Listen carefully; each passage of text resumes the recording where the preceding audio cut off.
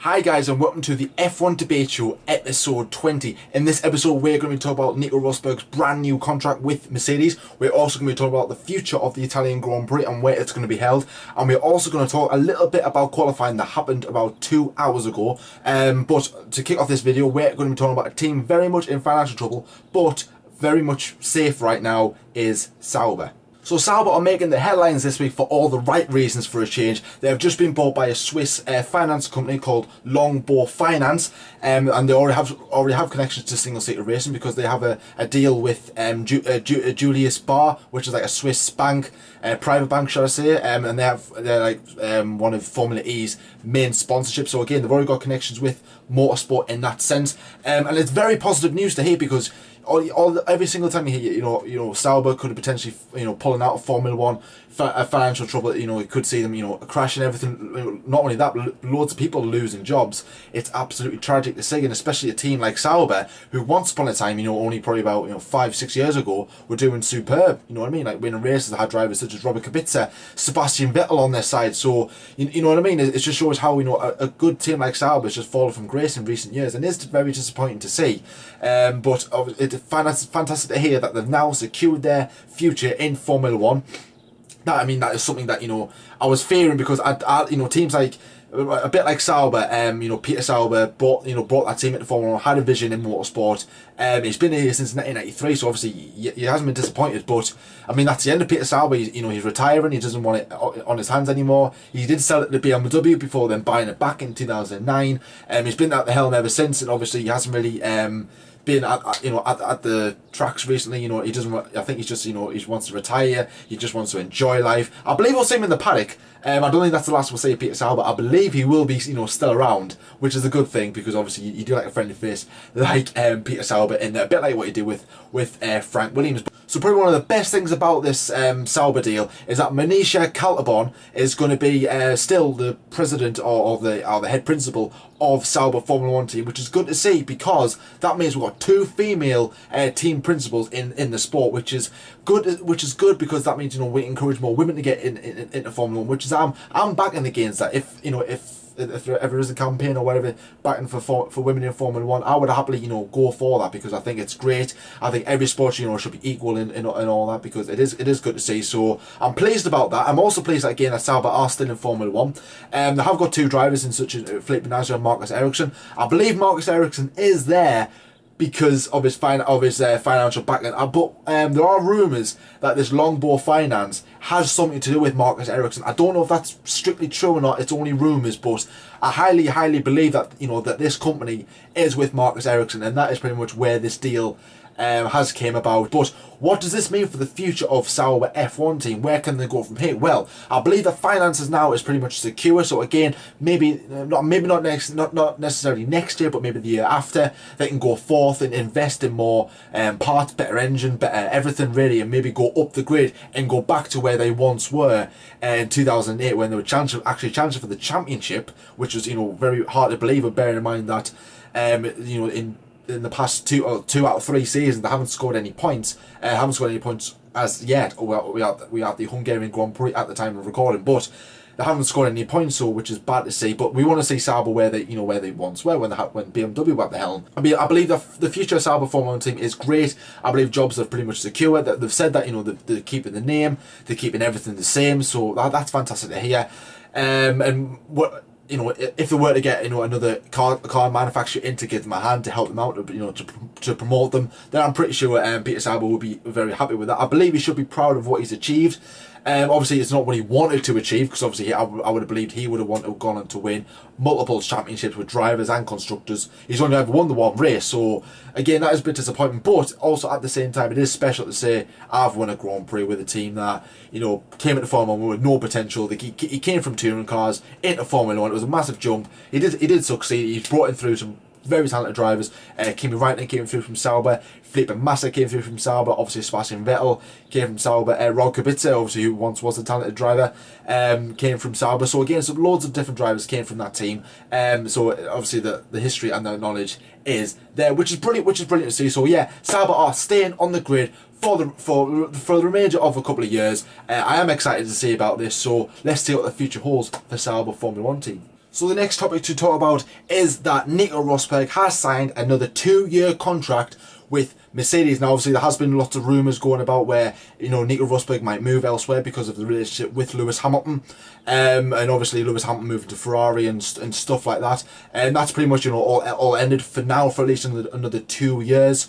Nico Rosberg has signed up until 2018 alongside Lewis Hamilton, so he's contracted up until 2018.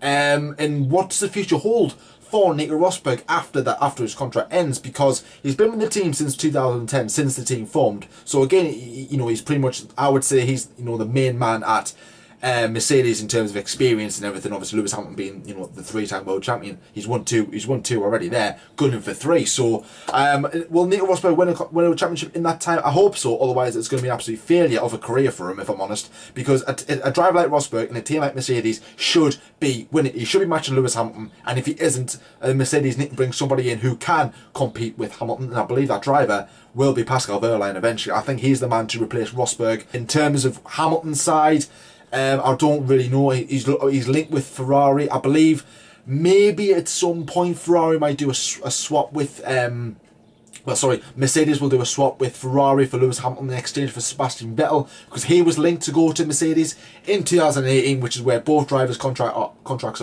ends. And there was Pascal Wehrlein coming through as well, so he's something. I believe maybe Vettel and Wehrlein might be teammates in the future again, so that is something to see. Obviously Nico Rosberg is 31, so he obviously is in that stage. He is in his prime, but he is at that stage where, you know, eventually he's going to be 33, then he's 34, then he's 35, and then he's going to be one of these drivers, a bit like writing in a button, where is this his last year? That's all the questions he's going to get in the media, probably from, like, you know, Hungary onwards. So that's pretty much at the career he's at right now. Obviously Rosberg currently right now leads the World Championship by only 1 point, heading into the Hungarian Grand Prix. Qualifying has just happened, by the way. I'll get on to qualifying in a little bit. He needs to take this fight to Lewis Hamilton, but what needs to go on is that I think, you know, in my opinion, is this a good move? I would say yes, it is, because I like Rosberg in the sense of his driver. Obviously he hasn't achieved of what he wanted to achieve. He's been runner up. He doesn't want to be dubbed the next Rubens Barrichello or the next Damon Hill. Oh look, Rosberg came second again. You know what I mean? Always in the shadow of his teammates, always in the shadow of his championship rivals. So he doesn't want to be that. He wants to be up front, and I believe he will get there eventually. And if he does, it will be fantastic to see a driver come from the back end of Formula One. You know, with Williams, who when they weren't doing good, and then jumps into Mercedes. Obviously fantastic as well. He wants to win a world championship to, you know, to compete with his dad. He's already better one than his dad, except obviously he hasn't won a world championship. So that's something, you know, that needs to be in the Rosberg household at some stage. It would be very nice to see if he does or not. But at the same time, I think these two need to knuckle down, work hard together to ensure, you know, that they can make this team a very dominant team, a bit like what Webber and Vettel did at Red Bull, made that team strong. Obviously Rosberg doesn't want to be like a Mark Webber, you know, a guy with experience, but obviously he's very wound up with his teammate. He's not happy with his teammate. He's always in the shadow of his teammate. He doesn't want to be that. He wants to be out front. He was that at the first half of 2016. He's not as a yet. But obviously, will his fortune change? I certainly do hope so, but obviously time will have to tell. And also Toto Wolff did say that the contract talks had been going on for a couple of months. And also he was saying that, you know, you need to stay with your wife and everything, because obviously he's got a daughter and that, which is nice. And obviously I think that had something to do with the contract negotiations. So, you know, but all in all, a very positive news this week as well. Obviously just about everything that's going on with them two right now. But I hope eventually that they do, you know, work together. I hope Rosberg does win a world championship. I would like to see him, and then I want to see someone else dominate. You know, well, not dominate. I want to see a closer championship like we did in 2012. So that would be nice to see. But yeah, Nico Rosberg has signed a new contract with Mercedes for 2 years. But is this his last contract with Mercedes? So before I move on to my next topic, I'm also just going to briefly add this little bit in, because obviously this week was the 1 year to the day where Jules Bianchi tragically passed away, and obviously it was a sad time to, you know, to reflect on such a tragic event and a very sad thing that happened. Obviously it's something that we never really wanted to talk about, but obviously it has came, and, you know, a year already since he tragically died. For those who aren't aware of what's going on, basically Jules Bianchi was a young, he was 25-year-old Formula 1 driver. He'd already been in the sport 1.5 years. You come to the Japanese Grand Prix, I think it was round 16, I believe. I could be wrong, let me know if I am wrong. I think it was round 16. And in October 2014, and the last, I think it was the last two, I had 2 laps to go, and he comes off the track, aquaplanes. Obviously it was raining heavily. A aquaplanes goes in the back of a recovery vehicle, recovered another car which had crashed a lap earlier. He went in the back of it, suffered severe head damage. He was in a critical condition. It was in a coma for about a couple of months, came out of it, and then pretty much it was just a case of a waiting game, until unfortunately he tragically passed away 9 months later, by his family, in July 2015, and obviously this month marked the 1 year tragic, obviously 1 year to the day of his untimely death. And Jules Bianchi will never be forgotten. You know what I mean. He was a driver that was loved by everybody. You've seen videos of him. You've seen autographs. When he's signing with fans, he loves them. He's passionate. Passionate guy. He was always there with Ferrari. But obviously there was rumours. Fleetwood Master did come out this week and did say that apparently that Jules Bianchi was having a bit of a trouble time with Ferrari at that stage, probably about the last couple of months before his crash. And there was talks that apparently he did sign a contract with Sauber. Sauber have not confirmed that, but there was a rumour that he had signed a contract at the Japanese Grand Prix. I believe it was about practice he did, and obviously I don't think we're going to announce it probably at some point till the end of that season. But if that was the case, that would sound more realistic, and then possibly he would have moved to Haas instead of Esteban Gutierrez, because I would say Haas is Ferrari's B team. They say they're not. I think they are. Obviously a talented, that will never be fulfilled. But Jules Bianchi, you will never ever be forgotten. It doesn't matter if it's 10 years to his death, 20 years, 100 years. A bit like Ayrton Senna and all the other Formula 1 drivers that tragically died throughout the years. You won't be forgotten. I certainly hope that Jules Bianchi, obviously depends how you want to take this, but I hope Jules Bianchi will be the last person to die at a Formula 1 event of a crash caused death. You know what I mean? Because none of us, like myself, being at a young age, we've never experienced something like that. So obviously to the older fans, it brought back some horrible memories to us. It's something new that that even to this day it's still hard to believe. You know what I mean? It is hard to believe, but yeah, obviously rest in peace, Jules Bianchi. Obviously you'll never be forgotten, my friend. Obviously not a lot of us never got to meet you, but if we did, I'm pretty sure you'll make our day. Obviously your smile was fantastic, and obviously both from me and LC. Obviously condolence to Jules Bianchi's family. And obviously yes, all the support is with you right now. Moving swiftly on, obviously in the news this week, it came to the conclusion that Monza would be dropped from the F1 calendar, from 2017 onwards. In its placement, it would be replaced by Imola. Obviously returned to Imola after 11 years of last being there. I think in 2006 the last time we were there for the San Marino Grand Prix. And obviously it has had massive mixed emotions, especially amongst the Tifosi, because Monza is one of the original races that were first held at the inaugural Formula 1 season in 1950, alongside Belgium, which is still here, Silverstone, which is still here, and obviously the Principality of Monte Carlo. Now, for me, I'm very wound up at this because I love seeing Monza. I love seeing the fans and everything. And I wanted to go to the Italian Grand Prix. Me and LC were in talks for going because I want to go to all 4 major Formula 1 races. Obviously, Britain I've been to, Belgium, Monza, Spa, Monza and Monaco. They're the ones I want to go to. And I said to LC, I want to go to the Italian Grand Prix in 2017 because I know fine well that in the future that Monza will go. I always believe that those 4 races should never be removed from the calendar. They should be there permanently. Doesn't matter what happens, sign an infinite contract for like many years, or how many long the planet Earth is here, till the end of time. Keep them. Because we shouldn't lose tracks like that. The history, they've only, yes, I mean, I think Italy was removed, for one season, as was Spa, and obviously Britain, Silverstone was, swapped with Brands Hatch and Donington and stuff like that, because of fact, obviously for refurbishments and everything, which is obviously not nice to say, but that is life. You know what I mean? You got to deal with stuff like that, and these tracks should never ever go. You know what I mean? And obviously, if one of them does go, I hope we do see it back, but apparently, I'm not fully aware of this story, by the way, guys, because I'm still a little bit confused as to understanding what is going on. But as far as I'm aware, Imola signed a contract with Bernie Ecclestone to host the Italian Grand Prix from 2017 onwards. I'm not too sure how long this contract was, but it probably would have been about, probably 10 years, I would have thought, around that.